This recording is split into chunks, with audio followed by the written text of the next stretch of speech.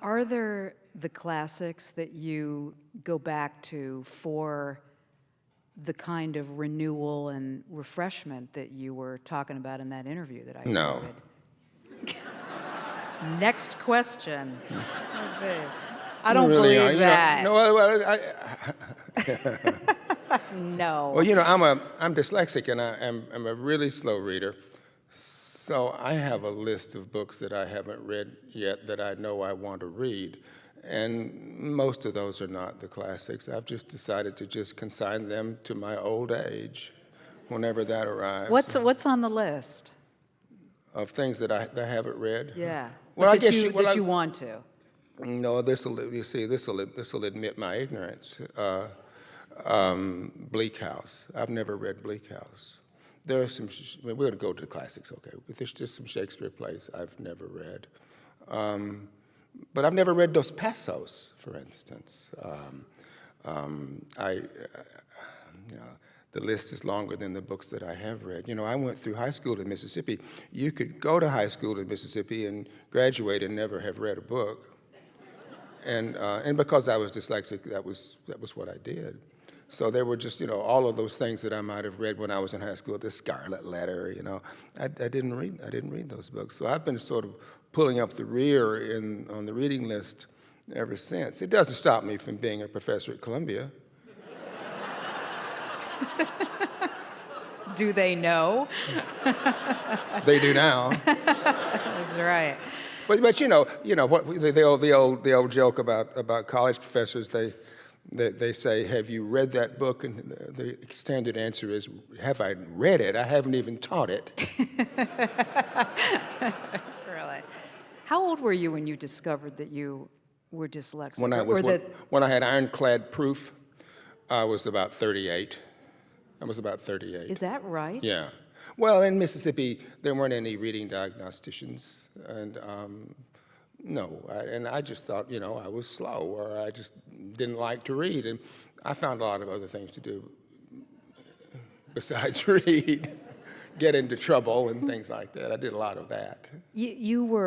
Were you writing at that point? No, I wasn't writing anything. No, I don't think first thing I ever wrote was when I was an undergraduate, if you'll excuse the expression, at Michigan State, and I had a young instructor who induced us all to write fiction, and I found it to be kind of easy. Really? And sort of pleasurable to do it. Why? Why? Do you think? Because it was free. He wanted us to imitate Hemingway. This is a man named Jim Calderwood, nice man, still alive. He wanted us to imitate Hemingway because he liked Hemingway. But all I could imitate by that time was Faulkner. And so I successfully imitated Faulkner for him, because at that time I was by then reading Faulkner in literature courses. You really could imitate Faulkner Well, in a anybody believable can imitate way? anybody. It didn't mean it was any good, but I did do that, yes. Do you remember what you were doing to try to imitate Hemingway, or you never even Well, tried? I mean, I liked Hemingway at that time. I mean, Hemingway is a good writer for 18-year-old boys.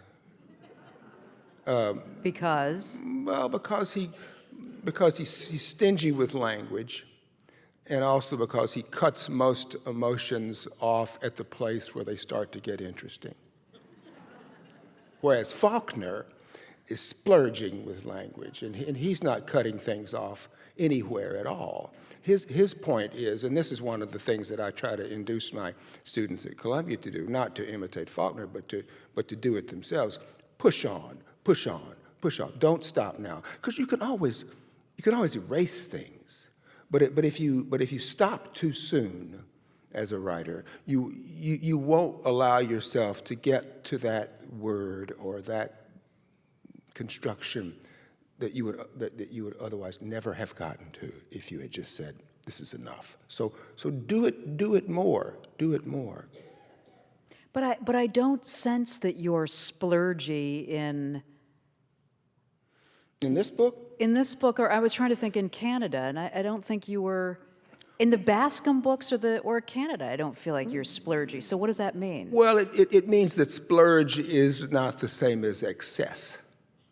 It means that when I'm navigating my way through a sentence, I'm trying to get every last good thing said that I can dream up.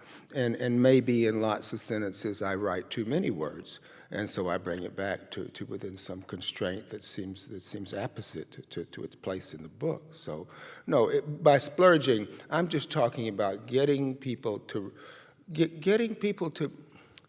use language. We talked about that when we were starting. You know, readers read books for all kinds of reasons, for ideas, for all of those things that you mentioned, Lee was talking about, to renew our sensuous and emotional life and learn a new awareness, et cetera.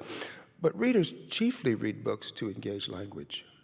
That's where the rubber meets the road in any book that you read. It is you navigating word to word to word to word, and that's where I'm at my best, really, choosing words.